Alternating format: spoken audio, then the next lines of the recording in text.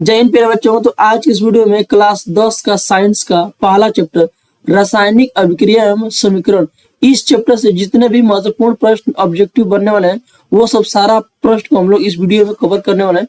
अगर आप लोग इस वीडियो को पूरा एकदम कंप्लीट शुरू से लेकर अंत तक देख लेते हैं तो आप लोग का बोर्ड एग्जाम में इस चैप्टर से एक भी नंबर का प्रश्न कटने वाला नहीं है और आप लोग अपने बोर्ड एग्जाम में पूरा नंबर लाएंगे। तो चलिए हम लोग वीडियो को स्टार्ट करते हैं। आज हम लोग पहला प्रश्न देखते हैं। देखिए पहला प्रश्न कर रहा है कि मैग्नीशियम रिबन का वायु से दहन करने पर किस रंग का चूर्ण प्राप्त होता है? काला होता है कि पीला कि श्वेत कि लाल? तो इसका राइट आंसर हो जाएगा आप लोग का ये सी, यानी कि मैग्नीशियम रिबन से जब वायु में दहन करने पर ये सफेद रंग का चूर्ण प्राप्त होता है। ठीक, चलिए हम लोग दूसरा प्रश्न देखते हैं।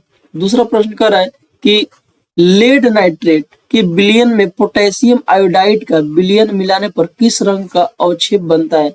श्वेत बनता है कि पीला बनता है कि हरा बनता है कि भूरा बनता है? इसका राइट आंसर हो जाएगा आप लोग ये ऑप्शन नंबर बी, यानी कि पीला बनता है। ठीक, चलिए हम लोग तीसरा प्रश्न देखते हैं। तीसरा प्रश्न कर रहा है कि दानेदार जिंक पर तनु सल्फ्यूरिक अम्ल डालने पर कौन सी गैस उत्सर्जित होती है? ऑक्सीजन होती है कि हाइड्रोजन होती है कि नाइट्रोजन होती है और कि ये सीएल होती है, यानी कि इसको बोलते हैं हम लोग सीएल। ठीक, देखिए अगर आप लोग इसका आंसर नहीं आ रहा है तो अगर आप लोग जानते हैं कि जिंक का मतलब होता है जेडीएन प्लस, सल्फ्यूरिक अम्ल को हम लोग बोलते हैं H2SO4। क्या बोलते हैं हम लोग? H2SO4। अब इसमें देखिए इसमें आप लोग का कौन सी गैस है? तो इसमें एक ऑक्सीजन भी है। ठीक, और ये देखिए तो जिंक से जब ये सल्फ्यूरिक अम्ल जब क्रिया करेगी तो ये क्या बनेगा?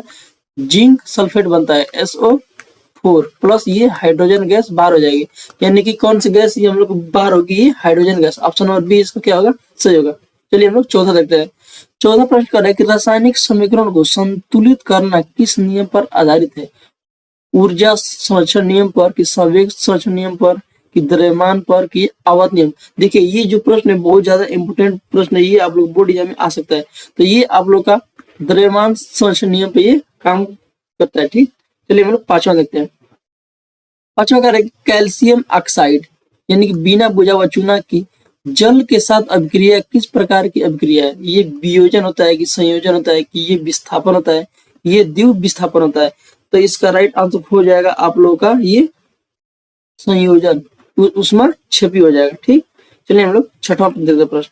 छठवां प्रश्न कर रहा है कि श्वसन को किस प्रकार की रासायनिक अभिक्रिया में माना जाता है? ये उष्मा शोषी होता है, ये उष्मा छेपी होता है कि ये वियोजन अभिक्रिया होता है कि ये वैद्युत अपघटन होता है? तो ये होता है आप लोग उष्मा छेपी। क्या होता है? ये उष्मा छेपी अभिक्रिया होती है।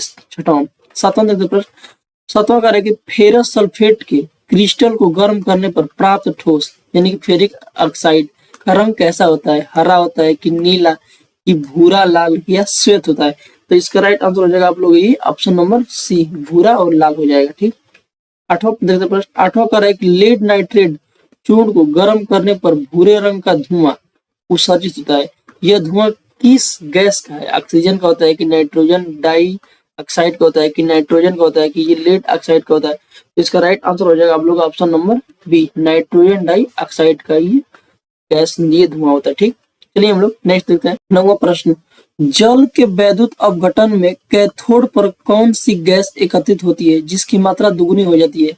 ऑक्सीजन की, हाइड्रोजन की या नाइट्रोजन की या ओजोन की? तो इसका राइट आंसर हो जाएगा आप लोग का ये हाइड्रोजन की। क्या हो जाएगा? हाइड्रोजन। ऑप्शन नंबर बी इसका सही हो जाएगा। चलिए हम लोग 10वां देखते हैं। कह रहा है कि श्याम श्वेत यानी कि ब्लैक एंड व्हाइट जो फोटोग्राफी में किस यौगिक का प्रयोग किया जाता है? सिल्वर आयोडाइड की कि ये लेड नाइट्रेट की, फेरस सल्फेट की, कैल्शियम कार्बोनेट की? तो इसका राइट आंसर है ये आप लोग का सिल्वर क्लोराइड। ठीक, और ये देखिए इसका सिल्वर यानी कि एजी ब्रोमाइड का भी प्रयोग किया जाता है। ठीक, इसको भी आप लोग याद रखना है।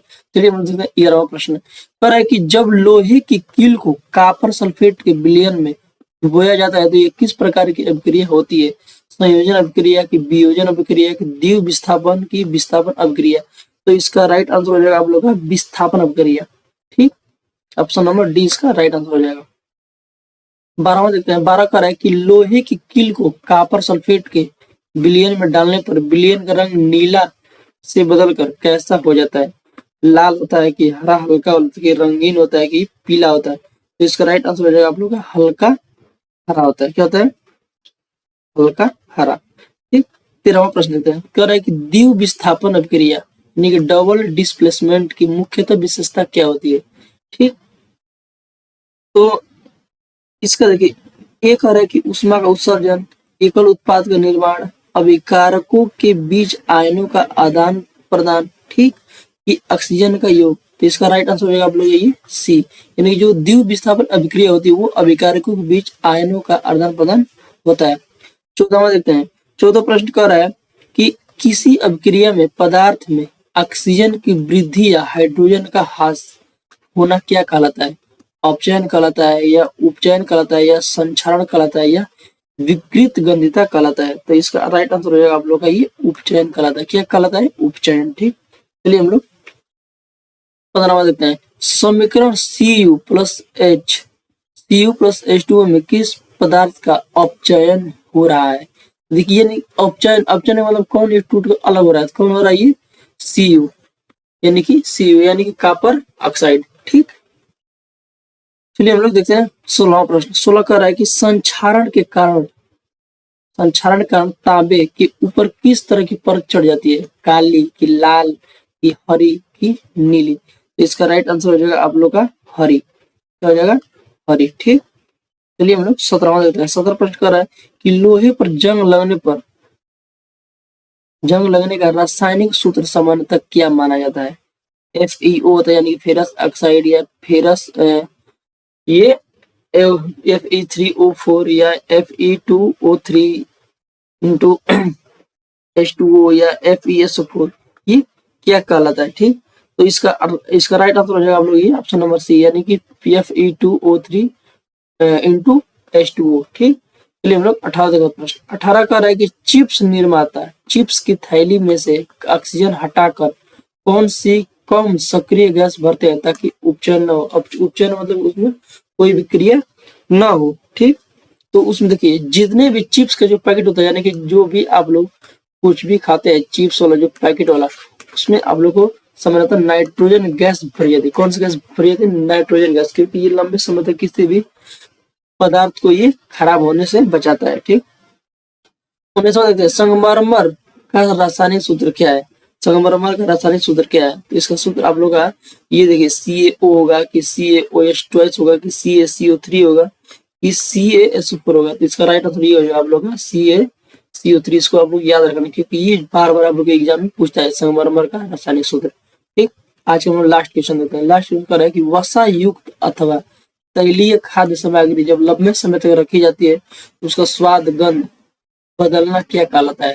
संक्षारण, की विकृत गंधिता, अपघटन, और अवक्षेपण। आपको याद रखना है कि कोई भी खाने पदार्थ की जो होता है तो लंबे समय तक रखा जाता है तो उसमें वो विकृत गंधिता कहलाता है। इसको आप लोग याद रखना है। तो धन्यवाद, ऑल द बेस्ट। आप लोग अपना बोर्ड एग्जाम अच्छे से तैयारी करिए, और आप लोग इस चैनल को सब्सक्राइब करके रखिए, क्योंकि मैं इस चैनल पे आपके बोर्ड एग्जाम आते आते हर एक सब्जेक्ट का ऑब्जेक्टिव क्वेश्चन पूरा मैं आप लोगों को करा दूंगा, और जितना मैं करा दूंगा इससे बाहर आप लोगों को ऑब्जेक्टिव क्वेश्चन एक भी बार जाने वाला नहीं है। मिलते हैं नेक्स्ट वीडियो में।